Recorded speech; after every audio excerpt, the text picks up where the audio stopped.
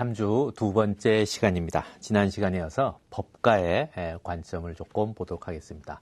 자, 법과의 관점도 초기에는 역시 농업이 본이고 상업이 말이다라는 이 관점 자체는 크게 변함이 있을 수가 없습니다.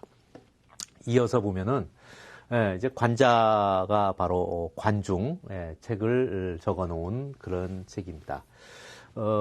법과의 그 분류에 넣어놨지만 사실 보다 근본적인 법과의 모습이 나오기 시작한 것은 바로 이 상항 때죠. 상항. 혹시 상항에 대해서 아직 많이 알지 못하신 우리 학우님들이 계시다면 고전으로의 여행 시간에 이 상항 열전, 상항의 그 기록을 담아놓은 사기의 한 부분을 읽는 경우가 있습니다. 한번 그 시간에 같이 이 상항에 대한 전체적인 기록을 보시면 보다 이 사람의 논조를 분명하게 알 수 있죠. 앞에 있었던 관자보다는 훨씬 법가적인 그 분명한 색채가 나타나는 것입니다. 상항이 이런 얘기를 했죠. 성인은 나라를 다스리는 근본이 백성들을 농업에 종삭해 하여야 한다고 했다. 농민은 순박하고 바르다. 이 말은 잘 곱씹어야 될 필요가 있습니다.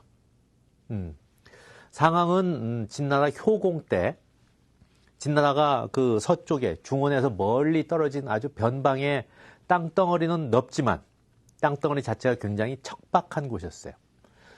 지금의 사천성이죠. 땅은 아주 넓어요. 면적은 넓지만 그곳에는 아주 작은 구릉이 많이 있습니다. 그러니까 이 농사 중에서도 논농사를 짓기에는 상당히 불리한 곳이에요. 논농사를 짓기에는 평평한 땅, 평야가 좋은데 이 사천성은 그런 땅이 아닙니다. 구릉이 많아요. 그래서 결국 이곳은 논농사보다는 밭농사가 훨씬 유리한 곳이죠.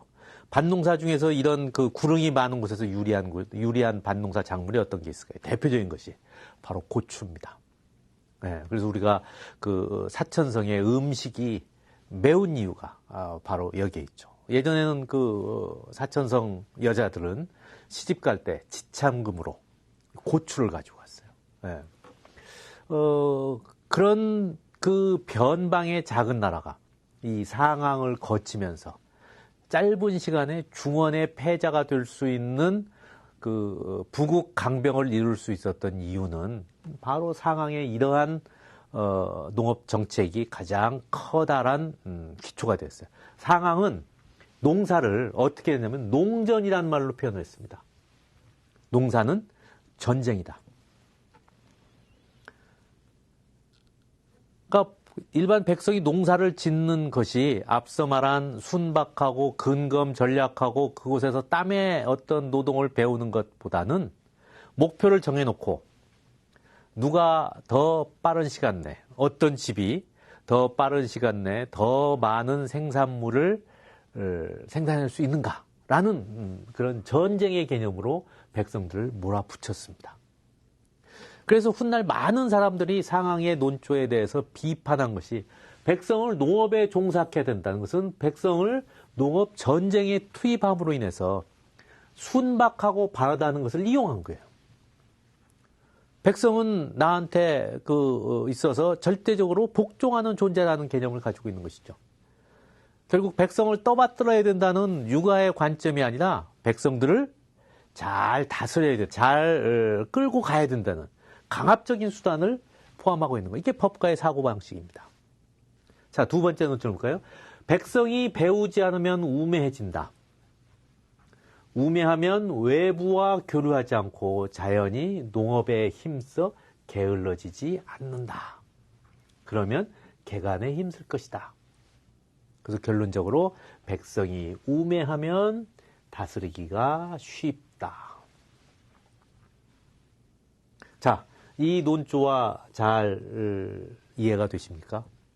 법가의 관점 속에 백성은 받들고 가야 될, 그들의 의견을 청취하고 그들의 의견을 잘 내 국가정책에 반영해야 될 존재가 아니라 백성은 내가 끌고 가야 될 존재다. 끌고 가야 될 존재다. 그래서 상항의 그 사기에 적어놓은 그 상군열전에 보면은 이 상항이 펼치는 논조에 이런 게 있습니다.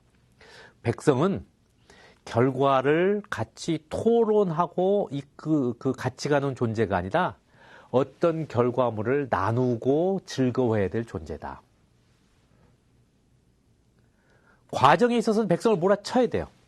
백성을 몰아쳐서 극한 상황까지 끌고 가서 좋은 성과가 있다면 그 다음에 그것을 그들과 나누고 즐길 수 있는 대상이지 절대 백성과 같이 어떤 의견에 대해서 어떤 테마에 대해서 같이 상의하고 끌고 갈 존재가 아니라는 사고방식이 바로 법가의 사고방식입니다. 백성은 우매하고 다스리기가 쉬워야 된다는 것입니다. 그래서 결국 이런 논조가 농전 정책의 성공으로 이어졌고 전국시대 말기 패자가 되어서 결국 진시황 통일의 기초를 다지게 되는 것입니다. 짧은 시기에 강한 효과를 나타내는 데는 법가의 이런 효율적인 그 방식이 있었어요. 지금 이렇게 교육이 보급되고 모든 백성이 많이 배우건 적게 배우건 간에 국가 사무에 대해서 관심을 가지는 이런 시기에 이런 법가의 관점이 받아들여질 것이라고 생각하십니까? 적합하다고 생각하십니까? 우리가 일반 백성이라면 어느 누구도 이것에 동의하기 어렵죠.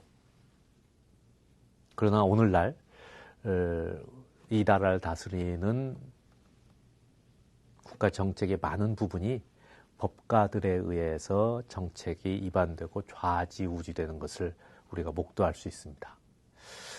지나치게 효과와 결과만을 중시하는 것이라고 우려하지 않을 수 없습니다. 백성이 결국 우매하지 않아야만이 이런 잘못된 정책에서 우리가 자유스러울 수 있다 이렇게 생각을 합니다.